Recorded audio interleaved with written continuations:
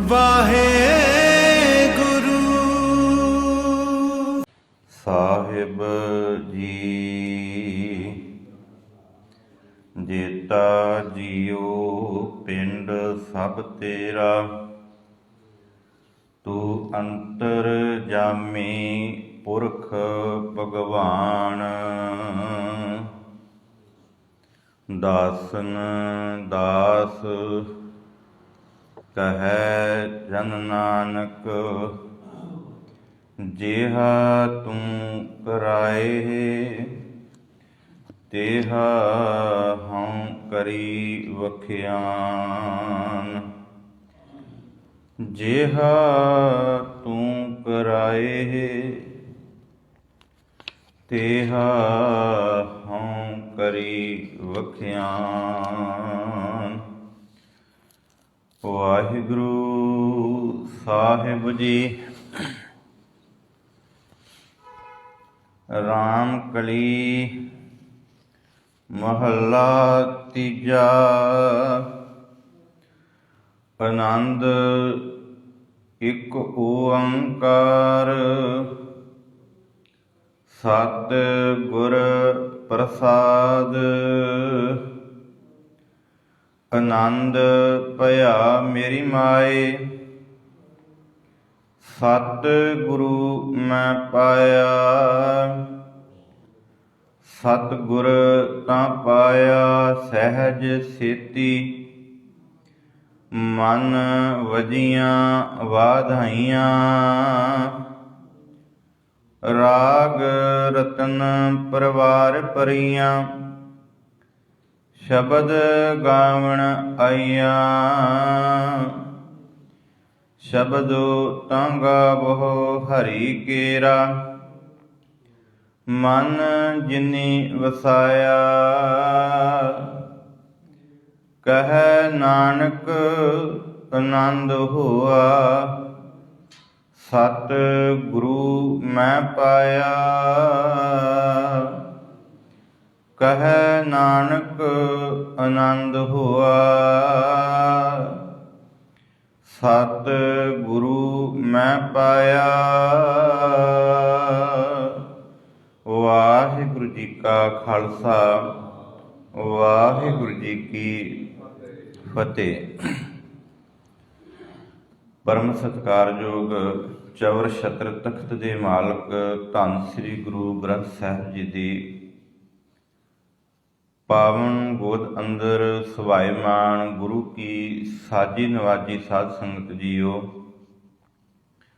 ਮੁੜ ਭਾਗੇ ਹਾਂ, ਸਤਿਗੁਰੂ ਨੇ ਰਹਿਮਤ ਕੀਤੀ ਹੈ। ਜਿਸ ਤਰ੍ਹਾਂ ਪਿਛਲੇਰੇ ਦਿਨਾਂ ਦੇ ਅੰਦਰ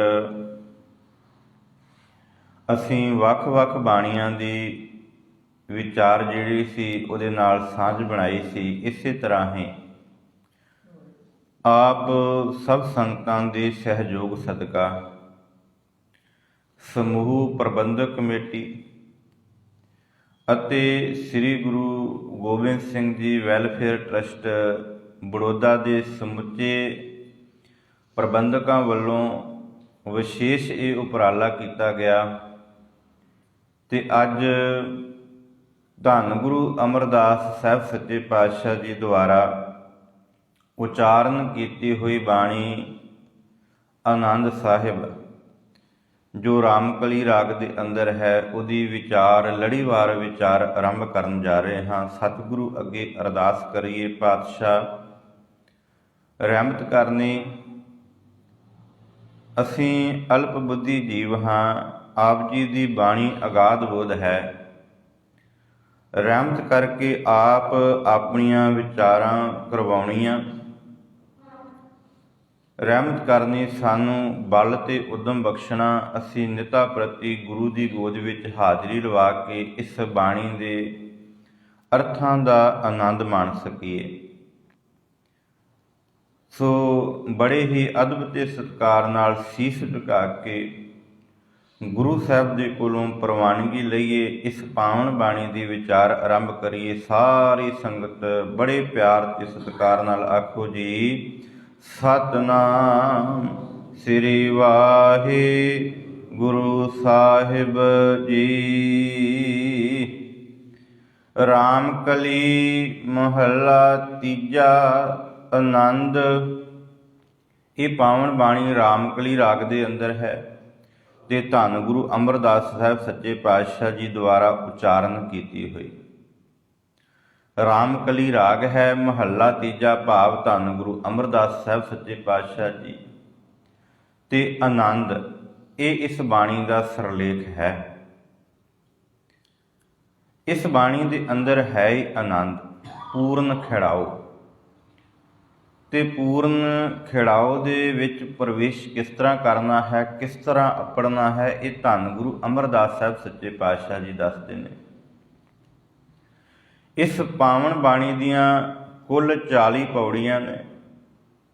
ਇਹਨਾਂ 40 ਪੌੜੀਆਂ ਦੇ ਅੰਦਰ ਸਤਿਗੁਰੂ ਜੀ ਪੂਰਨ ਖਿੜਾਓ ਦੀ ਗੱਲ ਕਰਦੇ ਨੇ ਕਿ ਭਾਈ ਜੇ ਪੂਰਨ ਖਿੜਾਓ ਹਾਸਲ ਕਰਨਾ ਹੈ ਤੇ ਉਹਦਾ ਤਰੀਕਾ ਕੀ ਹੈ। ਇਹ ਇੱਕ ਇੱਕ ਪੌੜੀ ਅਸੀਂ ਚੜ੍ਹਨੀ ਹੈ ਤੇ ਉਸ ਪੂਰਨ ਖਿੜਾਓ ਤੱਕ ਪਹੁੰਚਣਾ ਹੈ ਜੋ ਸਤਿਗੁਰੂ ਨੇ ਸਾਡੀ ਝੋਲੀ ਵਿੱਚ ਇਹ ਦਾਤ ਇਲਾਹੀ ਪਾਉਣੀ ਹੈ। ਤੇ ਇਹ ਪਾਵਨ ਬਾਣੀ 917 ਅੰਗ ਉੱਪਰ ਸੁਭਾਈਮਾਨ ਹੈ। ਇੱਕ ਓੰਕਾਰ ਸਤਿਗੁਰ ਪ੍ਰਸਾਦ।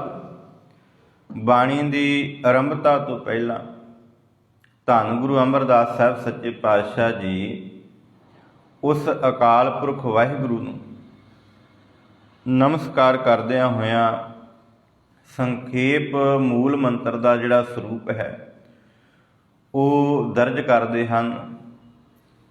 ਇਸ ਮੂਲ ਮੰਤਰ ਦੇ ਅੰਦਰ ਸਤਿਗੁਰੂ ਜੀ ਇਹ ਬਖਸ਼ਿਸ਼ ਕਰਦੇ ਨੇ ਕਿ ਉਹ ਇੱਕ ਹੈ, ਜਿਸ ਪਰਮਾਤਮਾ ਦੀ ਅਸੀਂ ਆਰਾਧਨਾ ਕਰਨੀ ਹੈ, ਸਰਬ ਵਿਆਪੀ ਹੈ ਤੇ ਮਿਲਦਾ ਕੇਵਲ ਸਤਿਗੁਰੂ ਦੀ ਕਿਰਪਾ ਸਦਕਾ। ਸਤਿਗੁਰ ਪ੍ਰਸਾਦ।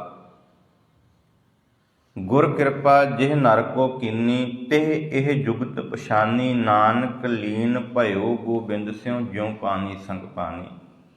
ਗੁਰੂ ਦੀ ਕਿਰਪਾ ਸਦਕਾ ਹੀ ਉਸ ਪਰਮਾਤਮਾ ਨੂੰ ਪਾਇਆ ਜਾ ਸਕਦਾ ਹੈ। ਸਤਿਗੁਰੂ ਜੀ ਇਸ ਪਹਿਲੀ ਪੌੜੀ ਦੇ ਅੰਦਰ ਧੰਨ ਗੁਰੂ ਅਮਰਦਾਸ ਪਾਤਸ਼ਾਹ ਜੀ ਬਖਸ਼ਿਸ਼ ਕਰਦੇ ਨੇ ਕਿ ਆਨੰਦ ਭਇਆ ਮੇਰੀ ਮਾਏ, ਸਤਿਗੁਰੂ ਮੈਂ ਪਾਇਆ। ਹੁਣ ਇਸ ਪੌੜੀ ਦੀ ਵਿਚਾਰ ਤੋਂ ਪਹਿਲਾਂ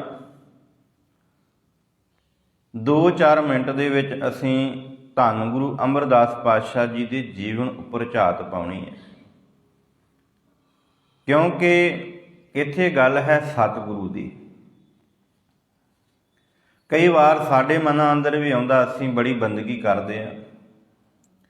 ਵੱਖ-ਵੱਖ ਧਰਮਾਂ ਦੇ ਲੋਕ ਜਿਹੜੇ ਨੇ ਉਹ ਆਖਦੇ ਨੇ ਕਿ ਸਾਡਾ ਧਰਮ ਚੰਗਾ ਨਹੀਂ।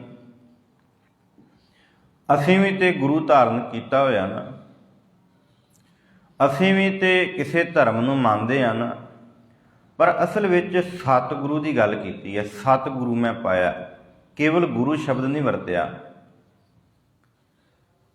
ਸਦੀਵੀ ਹੋਂਦ ਵਾਲਾ, ਸੱਚਾ, ਸਥਿਰ ਰਹਿਣ ਵਾਲਾ ਗੁਰੂ ਜਿਹੜਾ ਵਾ ਉਹ ਗੁਰੂ ਅਮਰਦਾਸ ਪਾਤਸ਼ਾਹ ਜੀ ਨੇ ਗੁਰੂ ਲੱਦਾ ਹੈ, ਗੁਰੂ ਪ੍ਰਾਪਤ ਕੀਤਾ ਹੈ। ਤੇ ਕੀਤਾ ਕਿਸ ਤਰ੍ਹਾਂ?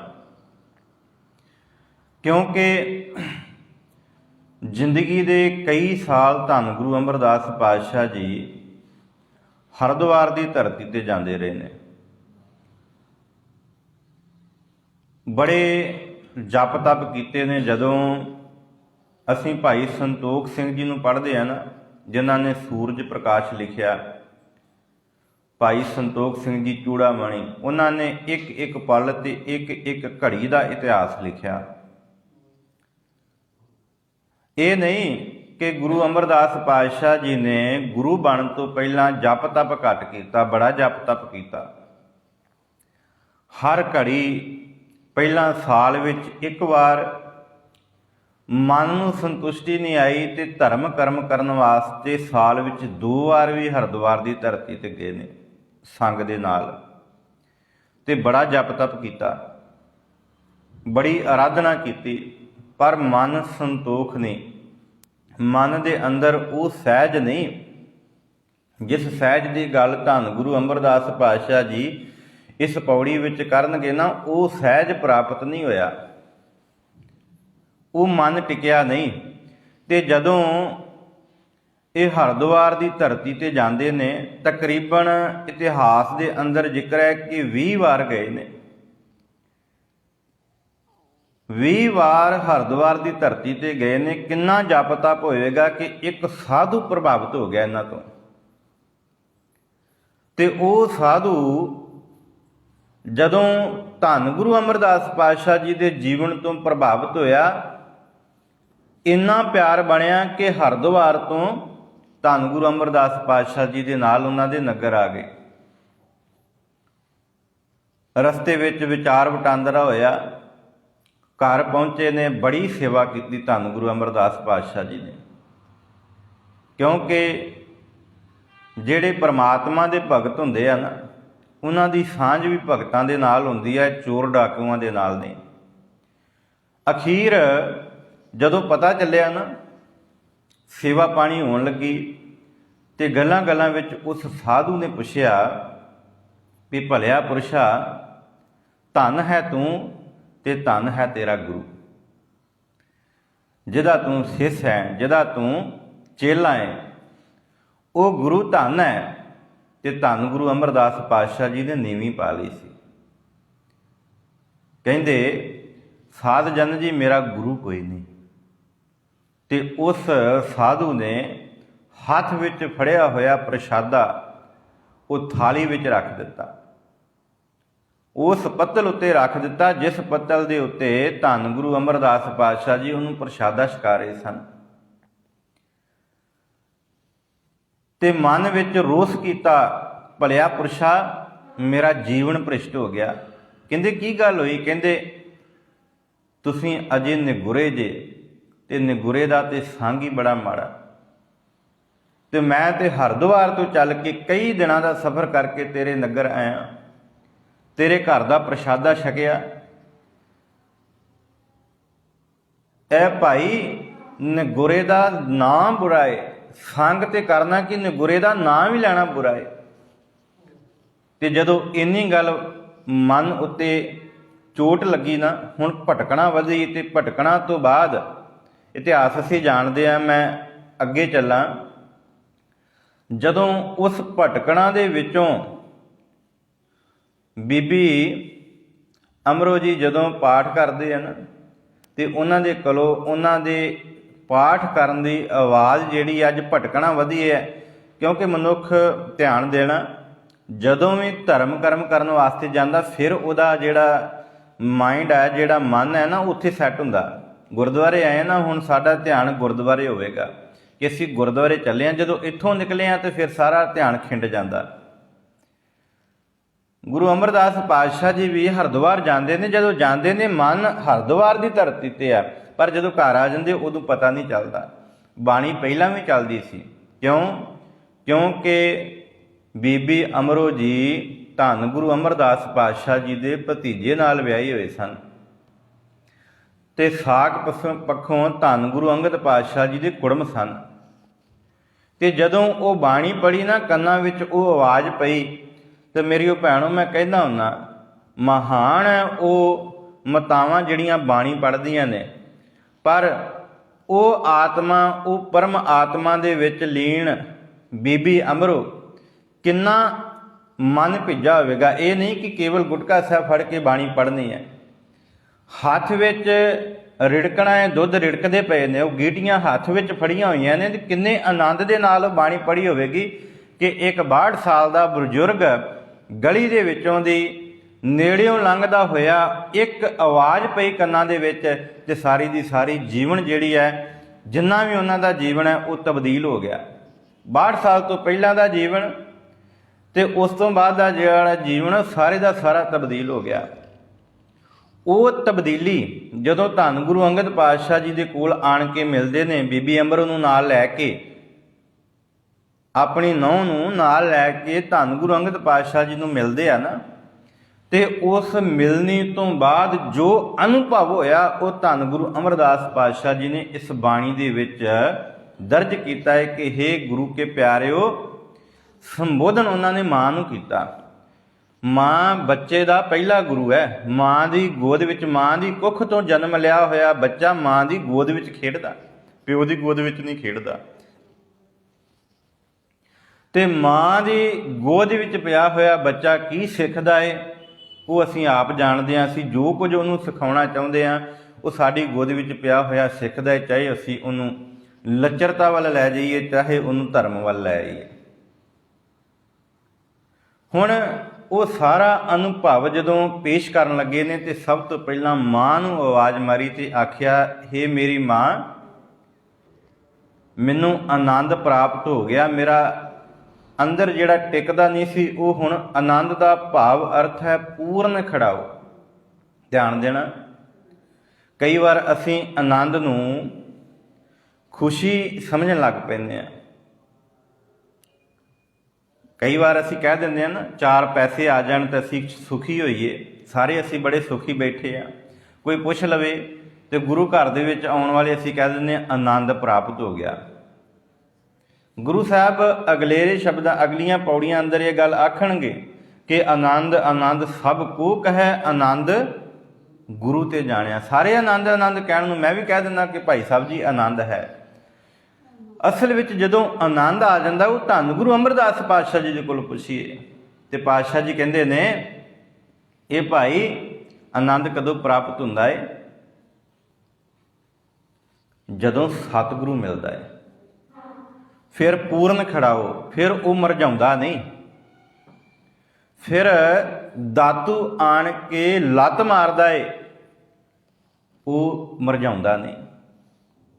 ਇਤਿਹਾਸ ਅਸੀਂ ਪੜ੍ਹਿਆ, ਕੇਵਲ ਦ੍ਰਿਸ਼ਟਾਂਤ ਮੈਂ ਦਿੱਤਾ। ਦਾਤੂ ਆਣ ਕੇ ਲੱਤ ਮਾਰਦਾ ਏ, ਧੰਨ ਗੁਰੂ ਅਮਰਦਾਸ ਪਾਤਸ਼ਾਹ ਜੀ ਖਲੋ ਜਾਂਦੇ ਨੇ।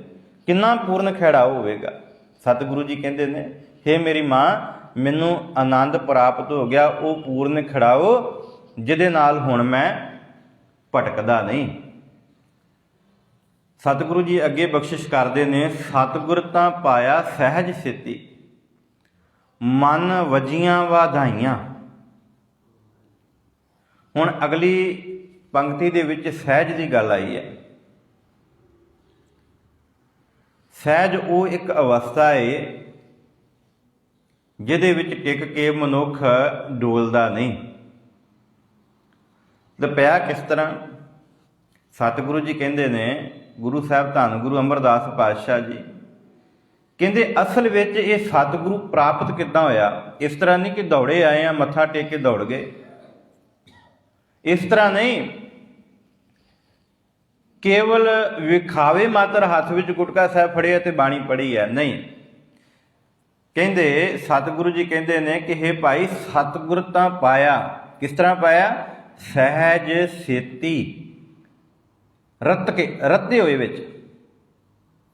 ਮਨੁੱਖ ਰੱਤਿਆ ਹੋਇਆ ਜਦੋਂ ਨਾ, ਰੱਤ ਜਾਂਦਾ ਵਿੱਚ, ਜਦੋਂ ਆਪਸ ਵਿੱਚ ਇਹਦਾ ਮੇਲ ਹੋ ਜਾਂਦਾ, ਮਨ ਅੰਦਰ ਹੋਰ ਕੋਈ ਵੀ ਗੱਲ ਨਹੀਂ ਆਉਂਦੀ, ਕੇਵਲ ਉਸ ਗੁਰੂ ਦੇ ਵੱਲ ਆਪਣਾ ਮਨ ਹੁੰਦਾ। ਜਦੋਂ ਉਹ ਜੁੜਿਆ ਹੁੰਦਾ ਤੇ ਉਹ ਸਹਿਜ ਮਨ ਦੇ ਅੰਦਰ ਆਉਂਦਾ ਹੈ ਤੇ ਸਤਿਗੁਰੂ ਜੀ ਕਹਿੰਦੇ ਨੇ ਫਿਰ ਉਹ ਮਨ ਦੇ ਅੰਦਰ ਪੂਰਨ ਖਿਹੜਾਓ ਸ਼ੁਰੂ ਹੁੰਦਾ ਹੈ। ਤੇ ਉਹ ਪੂਰਨ ਖਿਹੜਾਓ ਦੇ ਨਾਲ ਹੁਣ ਇੱਥੇ ਧਿਆਨ ਦੇਣਾ, ਕਿਉਂਕਿ ਬੜੀ ਕਠਿਨ ਜੀ ਪੰਕਤੀ ਹੈ, ਬੜੀ ਔਖੀ, ਪੜ੍ਹਨ ਵਿੱਚ ਸੌਖੀ ਹੈ। ਸੰਸਾਰ ਦੇ ਉੱਤੇ ਕਿਸੇ ਘਰ ਬੱਚਾ ਜਨਮ ਲੈ ਲਵੇ ਨਾ, ਉਹਨੂੰ ਸੰਸਾਰੀ ਲੋਕ ਵਧਾਈਆਂ ਦਿੰਦੇ ਨੇ। ਕਿਸੇ ਘਰ ਵਿਆਹ ਹੋਵੇ, ਲੋਕ ਉਹਨੂੰ ਵਧਾਈਆਂ ਆਣ ਕੇ ਦਿੰਦੇ ਨੇ। ਪਰ ਇੱਥੇ ਕਈ ਵਾਰ ਅਸੀਂ ਅੰਮ੍ਰਿਤ ਛਕੀਏ, ਲੋਕ ਆ ਕੇ ਵਧਾਈਆਂ ਦਿੰਦੇ ਨੇ। ਧਿਆਨ ਦੇਣਾ, ਇਹ ਆਤਮਿਕ ਅਵਸਥਾ ਦੀ ਗੱਲ ਹੈ।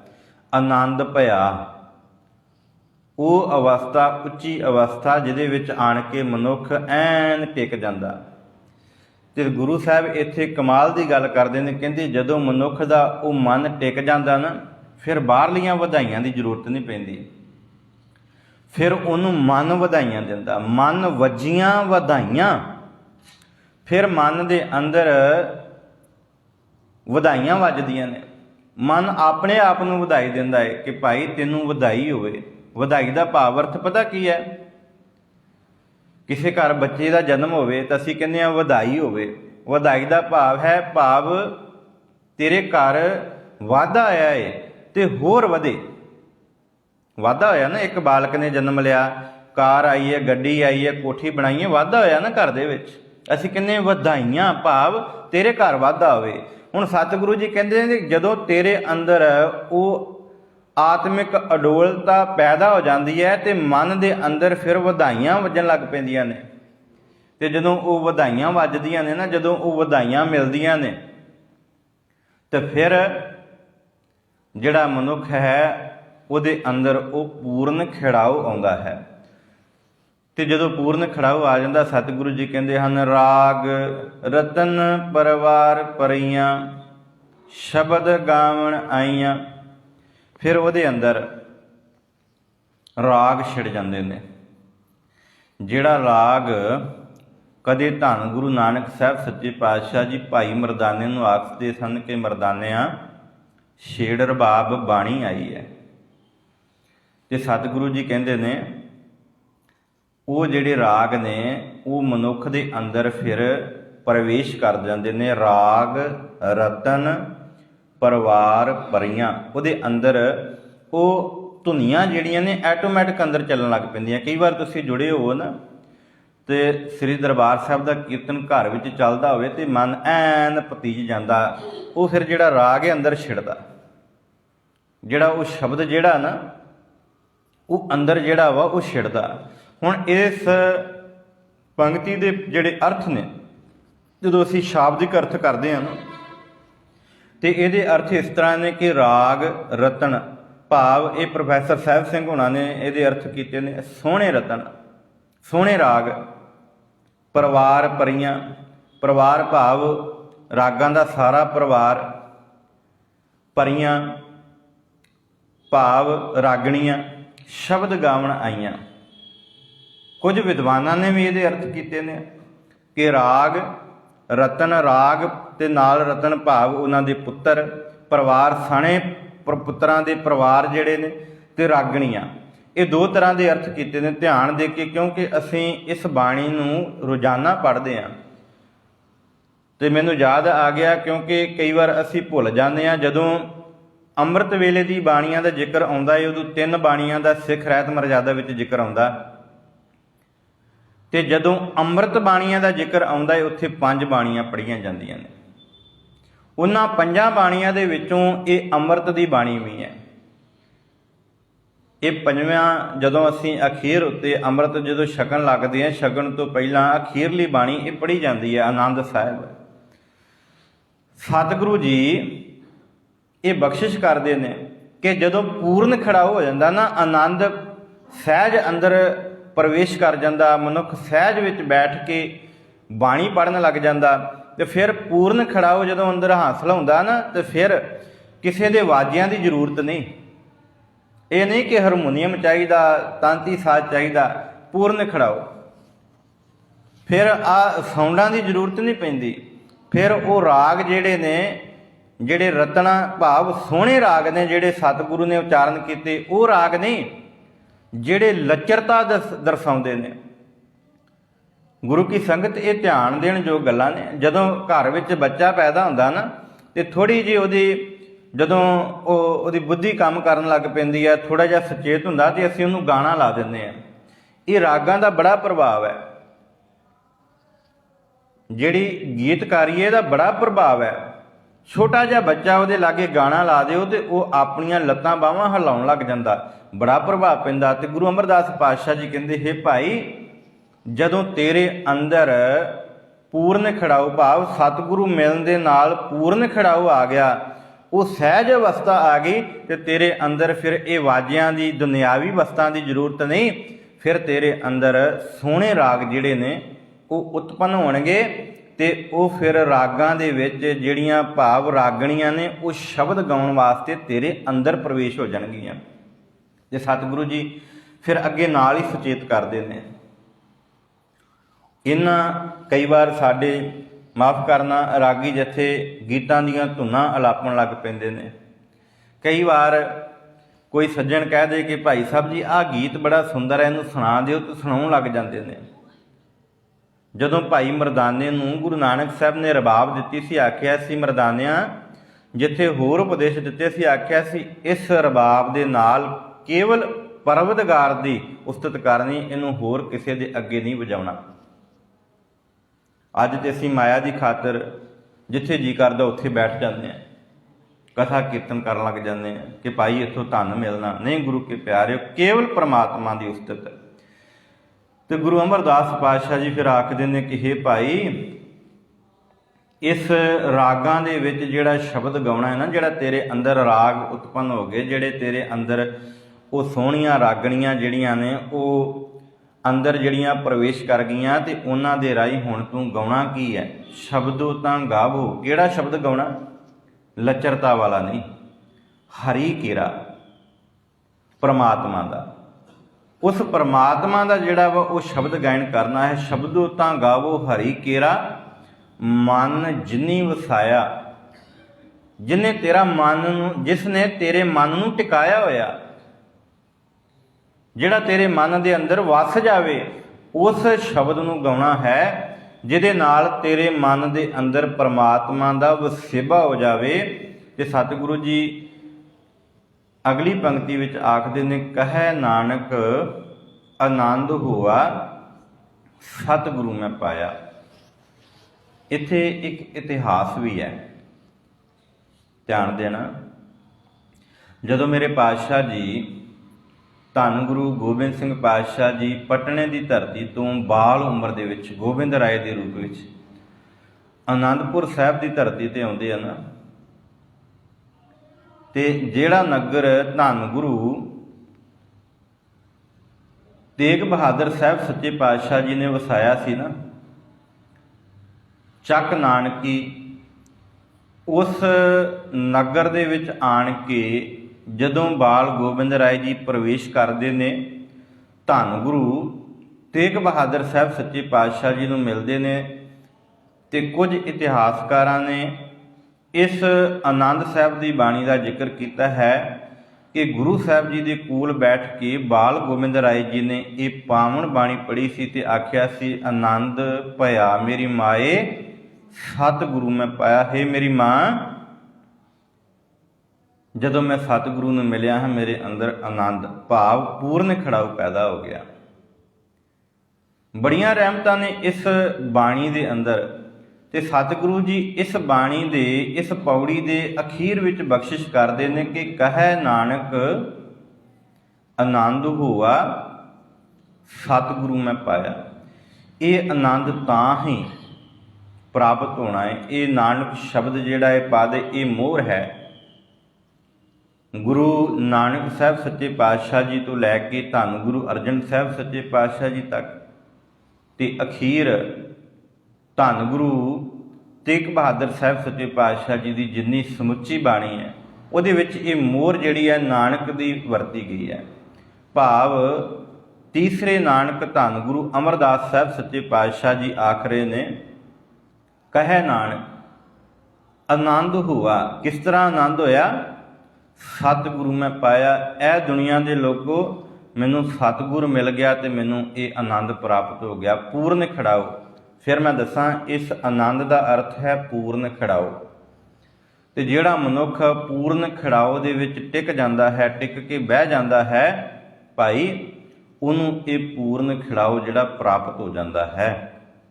ਅਸੀਂ ਵੀ ਕੋਸ਼ਿਸ਼ ਕਰੀਏ, ਸਤਿਗੁਰੂ ਜੀ ਰਹਿਮਤ ਕਰਨ, ਸਾਡੇ ਸਿਰ ਤੇ ਮਿਹਰ ਭਰਿਆ ਹੱਥ ਰੱਖਣ, ਤੇ ਜੋ ਇਸ ਬਾਣੀ ਦਾ ਭਾਵ ਅਰਥ ਹੈ ਕਿ ਭਾਈ ਜੇ ਪੂਰਨ ਖੜਾਓ ਚਾਹੁੰਦੇ ਜੇ, ਜਿਹਦੇ ਨਾਲ ਇਹ ਨਹੀਂ ਕਿ ਕੋਈ ਖੁਸ਼ੀ ਆਵੇ ਤੇ ਅਸੀਂ ਆਖਣ ਲੱਗ ਜਾਈਏ ਭਾਈ ਆਨੰਦ ਹੈ ਆਨੰਦ ਹੈ। ਖੁਸ਼ੀ ਅੱਜ ਆਈ ਹੈ ਤੇ ਉਹਨੇ ਕੱਲ ਨੂੰ ਚਲੇ ਜਾਣਾ, ਕਿਉਂਕਿ ਖੁਸ਼ੀ ਦੇ ਨਾਲ ਗਮੀ ਹੈ। ਧਿਆਨ ਦੇਣਾ, ਇੱਥੇ ਆਨੰਦ ਦਾ ਭਾਵ ਅਰਥ ਹੈ ਪੂਰਨ ਖੜਾਓ, ਕੇਵਲ ਖੜਾਓ ਨਹੀਂ। ਖੜਾਓ ਦੇ ਨਾਲ ਮੁਰਝਾਓ ਸ਼ਬਦ ਵੀ ਆਏਗਾ। ਪੂਰਨ ਖੜਾਓ ਭਾਵ ਜਿਹੜਾ ਕਦੇ ਵੀ ਖੇੜਾ ਜਾਏਗਾ ਨਹੀਂ। ਜਦੋਂ ਇੱਕ ਵਾਰੀ ਆ ਗਿਆ, ਫਿਰ ਉਹ ਖੇੜਾ ਆਉਣ ਦੇ ਨਾਲ ਮਨੁੱਖ ਚਾਹੇ ਉਹਦਾ ਬੰਦ ਕੱਟਿਆ ਜਾ ਰਿਹਾ ਹੋਵੇ, ਚਾਹੇ ਉਹਨੂੰ ਤੱਤੀ ਤਵੀ ਤੇ ਬਿਠਾਇਆ ਜਾ ਰਿਹਾ, ਉਹ ਕਦੇ ਖੜਾਓ ਮੁਰਝਾਏਗਾ ਨਹੀਂ। ਉਹ ਮੁਰਝਾਏਗਾ ਨਹੀਂ, ਉਹ ਖਿੜਾਊ ਹਮੇਸ਼ਾ ਰਹੇਗਾ। ਤੇ ਗੁਰੂ ਅਮਰਦਾਸ ਪਾਤਸ਼ਾਹ ਜੀ ਆਖ ਰਹੇ ਨੇ ਕਿ ਇਹ ਸੱਜਣੋ, ਇਸ ਪੂਰਨ ਖਿੜਾਊ ਨੂੰ ਪ੍ਰਾਪਤ ਕਰਨ ਵਾਸਤੇ ਤੁਹਾਨੂੰ ਗੁਰੂ ਨੂੰ ਮਿਲਣਾ ਪੈਣਾ। ਤੇ ਫਿਰ ਪਤਾ ਚੱਲੇਗਾ ਕਿ ਜਿਹੜੀ ਖੁਸ਼ੀ ਹੈ ਉਹਦੇ ਨਾਲ ਗਮੀ ਹੈ। ਖੁਸ਼ੀ ਆਵੇਗੀ, ਇੱਕ ਦਿਨ ਗਮੀ ਵੀ ਆਉਣੀ ਹੈ। ਤੇ ਜਿਸ ਦਿਨ ਤੂੰ ਇਸ ਅਵਸਥਾ ਵਿੱਚ ਅੱਪੜ ਗਿਆ, ਫਿਰ ਭਾਵੇਂ ਦੁੱਖ ਹੋਵੇ ਭਾਵੇਂ ਸੁੱਖ ਹੋਵੇ, ਕਿਸੇ ਪ੍ਰਕਾਰ ਦੇ ਵੀ ਗੁਰੂ ਸਾਹਿਬ ਕਹਿੰਦੇ ਨੇ ਕਿ ਹੇ ਭਾਈ, ਚਾਹੇ ਉਹ ਦੁੱਖ ਵਿੱਚ ਹੋਵੇ ਚਾਹੇ ਉਹ ਸੁੱਖ ਵਿੱਚ ਹੋਵੇ, ਉਹ ਫਿਰ ਇਸ ਪੂਰਨ ਖੜਾਓ ਦੇ ਵਿੱਚ ਬੈਠਾ ਰਹਿੰਦਾ ਹੈ। ਉਹਨੂੰ ਕਦੇ ਵੀ ਜਿਹੜਾ ਵਾ ਉਹ ਇਸ ਧਰਤੀ ਦੇ ਉੱਤੇ ਕੋਈ ਵੀ ਉਹਨੂੰ ਡੁਲਾ ਨਹੀਂ ਸਕਦਾ, ਕੋਈ ਵੀ ਉਸ ਨੂੰ ਪ੍ਰਮਾਤਮਾ ਵੱਲੋਂ ਮੋੜ ਨਹੀਂ ਸਕਦਾ। ਇਸ ਕਰਕੇ ਸਤਿਗੁਰੂ ਜੀ ਹਮੇਸ਼ਾ ਹੀ ਇਹ ਆਖਦੇ ਰਹਿੰਦੇ ਨੇ ਕਿ ਹੇ ਭਾਈ, ਆਪਣੀ ਇਸ ਜ਼ੁਬਾਨ ਦੇ ਉੱਤੋਂ, ਆਪਣੀ ਇਸ ਜੀਭ ਦੇ ਨਾਲ ਸਦਾ ਉਹਦੇ ਗੁਣ ਗਾਉਂਦਾ ਰਹੋ। ਪਾਵਨ ਬਚਨ ਹੈ ਰਸਨਾ, ਗੁਣ ਗੋਪਾਲ ਨਿਤ ਗਾਇਨ। ਹੇ ਭਾਈ, ਇਸ ਰਸਨਾ ਦੇ ਨਾਲ ਉਹਦੇ ਗੁਣ ਗਾਉਂਦਾ ਰਹੋ। ਕਿਉਂਕਿ ਸ਼ਾਂਤ ਸਹਿਜ ਰਹਿਸ ਮਨ ਉਪਜਿਓ, ਸਗਲੇ ਦੁੱਖ ਭੁਲਾਇਣ। ਸਾਰੇ ਜਿਹੜੇ ਦੁੱਖ ਨੇ ਉਹਦੇ ਖਤਮ ਹੋ ਜਾਣਗੇ, ਉਹਦੇ ਉੱਤੇ ਸਤਿਗੁਰੂ ਰਹਿਮਤ ਕਰੇਗਾ। ਤੇ ਫਿਰ ਜਦੋਂ ਇਸ ਪੂਰਨ ਖਿੜਾਓ ਵਿੱਚ ਮਨੁੱਖ ਪਹੁੰਚੇਗਾ, ਤੇ ਗੁਰੂ ਸਾਹਿਬ ਕਹਿੰਦੇ ਨੇ, ਧੰਨ ਗੁਰੂ ਰਾਮਦਾਸ ਪਾਤਸ਼ਾਹ ਜੀ ਫਿਰ ਕਹਿੰਦੇ, ਸਤਿਗੁਰੂ ਹਮੇਸ਼ਾ ਤੁਹਾਨੂੰ ਵਧਾਈਆਂ ਦਿੰਦਾ ਰਹੇਗਾ। ਗੁਰਸਿੱਖਾਂ ਮਨ ਵਧਾਈਆਂ, ਜਿਹਨੇ ਮੇਰਾ ਸਤਿਗੁਰੂ ਡਿੱਠਾ ਰਾਮ ਰਾਜੇ। ਜਿਹਨੇ ਸਤਿਗੁਰੂ ਦੇ ਚਰਨ ਪਕੜ ਲਏ, ਫਿਰ ਉਹ ਇੱਕ ਦਿਨ ਦੀ ਵਧਾਈ ਨਹੀਂ ਕਿ ਅੱਜ ਘਰ ਵਿੱਚ ਖੁਸ਼ੀ ਆਈ ਹੈ ਤੇ ਅੱਜ ਲੋਕ ਵਧਾਈਆਂ ਦੇਣਗੇ ਤੇ ਕੱਲ੍ਹ ਨੂੰ ਗਮੀ ਆਵੇਗੀ, ਲੋਕ ਸੋਗ ਮਨਾਉਣਗੇ। ਫਿਰ ਰੋਗ ਆਵੇ, ਸੋਗ ਆਵੇ, ਦੁੱਖ ਆਵੇ, ਭੁੱਖ ਆਵੇ, ਸਤਿਗੁਰੂ ਹਮੇਸ਼ਾ ਉਹਨੂੰ ਵਧਾਈਆਂ ਦਿੰਦਾ ਹੈ। ਕਿਉਂਕਿ ਉਹਦਾ ਜਿਹੜਾ ਗੁਰਸਿੱਖ ਹੈ ਨਾ, ਉਹ ਸਦਾ ਪੂਰਨ ਖਿੜਾਓ ਵਿੱਚ ਬੈਠਾ ਰਹਿੰਦਾ ਹੈ। ਫਿਰ ਉਹ ਪੂਰਨ ਖਿੜਾਓ ਵਿੱਚੋਂ ਨਿਕਲਦਾ ਨਹੀਂ, ਬਾਹਰ ਨਹੀਂ ਨਿਕਲਦਾ, ਉਸ ਅਵਸਥਾ ਦੇ ਵਿੱਚ ਟਿਕਿਆ ਰਹਿੰਦਾ ਹੈ। ਸੋ ਸਤਿਗੁਰੂ ਜੀ ਰਹਿਮਤ ਕਰਨ, ਸਾਨੂੰ ਇਹ ਸਮਰੱਥਾ ਬਖਸ਼ਣ। ਸੰਖੇਪ ਅਸੀਂ ਅਰਥ ਕੀਤੇ ਆ, ਕਿਉਂਕਿ ਕੁਝ ਇਤਿਹਾਸ ਜਿਹੜਾ ਸੀ ਉਹ ਇਸ ਪੌੜੀ ਦੇ ਨਾਲ ਜੁੜਿਆ ਸੀ। ਗੁਰੂ ਸਾਹਿਬ ਸਾਨੂੰ ਇਹੀ ਸਮਰੱਥਾ ਬਖਸ਼ਣ। ਕੱਲ੍ਹ ਨੂੰ ਅਸੀਂ ਅਗਲੇਰੀ ਪੌੜੀ ਜਿਹੜੀ ਹੈ ਉਹਦੀ ਵਿਚਾਰ ਕਰਨੀ ਹੈ। ਸਾਡੇ ਅੰਦਰ ਇਹੀ ਪੂਰਨ ਖਿੜਾਓ ਬਣਿਆ ਰਵੇ ਤੇ ਅਸੀਂ ਰੋਜ਼ਾਨਾ ਹੀ, ਮੈਂ ਬੇਨਤੀ ਕਰਾਂਗਾ ਸਾਰੀ ਸੰਗਤ ਨੂੰ, ਅੱਜ ਤੋਂ ਇਹ ਲੜੀਵਾਰ ਵਿਚਾਰ ਜਿਹੜੀ ਹੁਣ ਚੱਲਣੀ ਹੈ 40 ਦਿਨ, ਤੇ ਸਾਰੀ ਸੰਗਤ ਨੂੰ ਬੇਨਤੀ ਹੈ ਕਿ ਅਸੀਂ ਰੋਜ਼ਾਨਾ ਹੀ ਸਵੇਰੇ 6:30 ਤੋਂ 7 ਵਜੇ ਤੱਕ ਹਾਜ਼ਰੀਆਂ ਭਰ ਕੇ ਤੇ ਇਸ ਪਾਵਨ ਬਾਣੀ ਦੇ ਅਰਥਾਂ ਦਾ ਲਾਹਾ ਪ੍ਰਾਪਤ ਕਰੀਏ। ਤੇ ਜੋ ਗੁਰੂ ਸਾਹਿਬ ਨੇ ਸਾਨੂੰ ਬਖਸ਼ਿਸ਼ ਕੀਤਾ ਹੈ, ਜੋ ਸਾਡੀ ਝੋਲੀ ਵਿੱਚ ਇਹ ਬਖਸ਼ਿਸ਼ ਪਾਈ ਹੈ, ਅਸੀਂ ਝੋਲੀ ਅੱਡ ਕੇ ਆਈਏ ਕਿ ਸਤਿਗੁਰੂ ਤੇਰਾ ਦਿੱਤਾ ਹੋਇਆ ਸਭ ਕੁਝ ਹੈ, ਕਿਹੜੀ ਵਸਤ ਨਹੀਂ ਸਾਡੇ ਕੋਲ, ਸਭ ਕੁਝ ਤੇਰਾ ਦਿੱਤਾ ਹੋਇਆ ਸਾਡੇ ਕੋਲ ਹੈ, ਰਹਿਮਤ ਕਰ। ਇਹ ਜਿਹੜੀ ਬਾਣੀ ਦੀ ਦਾਤ ਹੈ ਨਾ, ਇਹ ਜਿਹੜੀ ਬਖਸ਼ਿਸ਼ ਹੈ, ਇਹ ਸਾਡੀ ਝੋਲੀ ਵਿੱਚ ਪਾ ਦੇ। ਕਿਉਂਕਿ ਅਸੀਂ ਭਟਕਦੇ ਹਾਂ, ਦੌੜੇ ਫਿਰਦੇ ਹਾਂ, ਭੁਲਾਵੜੇ ਭੁੱਲੀ ਭੁੱਲ ਭੁੱਲ ਪਛੋਤਾਣੀ। ਸਤਿਗੁਰੂ ਅਸੀਂ ਰੋਜ਼ਾਨਾ ਹੀ ਭੁੱਲ ਜਾਂਦੇ ਹਾਂ, ਰਹਿਮਤ ਕਰਕੇ ਇਹ ਦਾਤ ਪਾ ਦੇ ਤੇ ਸਾਡੇ ਮਨ ਅੰਦਰ ਉਹ ਪੂਰਨ ਖਿੜਾਓ ਬਣ ਜਾਵੇ। ਸੋ ਸਤਿਗੁਰੂ ਅੱਗੇ ਇਹੀ ਅਰਦਾਸ ਹੈ। ਬਾਣੀ ਦੀ ਵਿਚਾਰ ਕਰਦਿਆਂ ਹੋਈਆਂ ਬੇਅੰਤ ਭੁੱਲਾਂ ਦੀ ਖਿਮਾ ਗੁਰੂ ਸਾਹਿਬ ਸਾਨੂੰ ਰਹਿਮਤ ਕਰਕੇ ਇਸੇ ਤਰ੍ਹਾਂ ਆਪਣੇ ਨਾਲ ਜੋੜੀ ਰੱਖਣ।